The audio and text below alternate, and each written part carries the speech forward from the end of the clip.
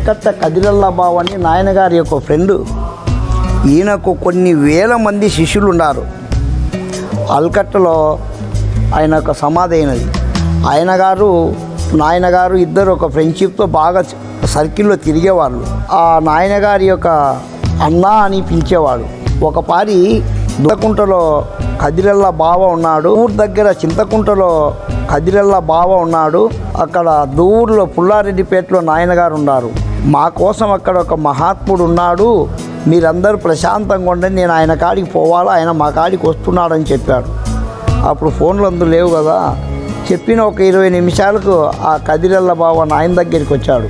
నాయనగారు లేచి నిలబడుకొని నన్ను ఆయన దగ్గరికి తీసుకుపోయి, మా అబ్బాయిని మురీదు చేసుకోవా, నీ దగ్గర కొన్ని కర్మాలు చెప్పమని నాయనగారు ఆయన దగ్గర ఉండి ఆయన శిష్యుడిగా ఆయన దగ్గర చేర్చమన్నాడు.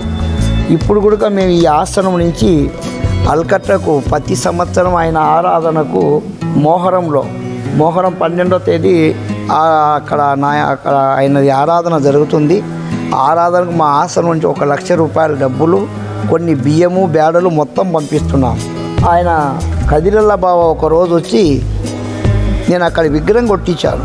విగ్రహం కొట్టించినాక వాళ్ళ శిష్యులు అందరూ వచ్చి, మా పద్ధతిలో విగ్రహం కొట్టకూడదు కదా, మీరు ఎందుకు కొట్టించినారు, మీరు మా ఆస్థానానికి వచ్చి సమాధానం చెప్పమని చెప్పారు. అప్పుడు దానికి నేనేం చెప్పాను, రేపు వస్తానని చెప్పాను. అప్పుడు సమాధానం ఎట్లా వాళ్ళు చాలా నిలదీసినారు. మా ఆస్థానానికి రా, పొద్దుటూడికి వచ్చి మా ఆస్థానంలో వచ్చి మాకు సమాధానం చెప్పి ఆ విగ్రహం తీసేయడమా, నువ్వు మా క్షమాపణ చెప్పి అక్కడ మాకు సమాధానం చెప్పిరమ్మని ఆస్థానానికి రమ్మని చెప్పారు. నేను రాత్రి కూర్చున్నాక ఆయన గారు నేను ఎక్కువ ధ్యానంలో కూర్చుంటాను. ధ్యానంలో కూర్చున్నప్పుడు వచ్చి సమాధానం చెప్పాల్సింది నీకేం అవసరం, వాడు అడగను వాడేవాడు, చెప్పాల్సిన అవసరం నీకేముంది, నీ ఆత్మస్వరూపంతో నువ్వు పెట్టుకున్నావు, నేను అక్కడ ఉన్నాను, నీకు నాకు సంబంధమే ఉంది, కానీ నువ్వు పోయి సమాధానం చెప్పేది ఏది లేదు మానేవన్నారు. అప్పుడు వాళ్ళ యొక్క కులం కమిటీ వేసి నా దగ్గరికి వచ్చారు. మళ్ళీ వాళ్ళ మురీదైన శిష్యులందరూ ఒక 200 మంది. ఇది పద్ధతి కాదన్నప్పుడు, సరే రేపు నాకు ఈ విధంగా ఆ నాయనగారు వచ్చి చెప్పారు, కానీ నేను మిమ్మల్ని ధిక్కరించలేను ఆ సబ్జెక్ట్ కూడా కరెక్ట్ చెప్తున్నారు, మీ దాంట్లో అది లేదు, విగ్రహారాధన లేదు, సమాధి మందిరాలే ఉన్నాయి.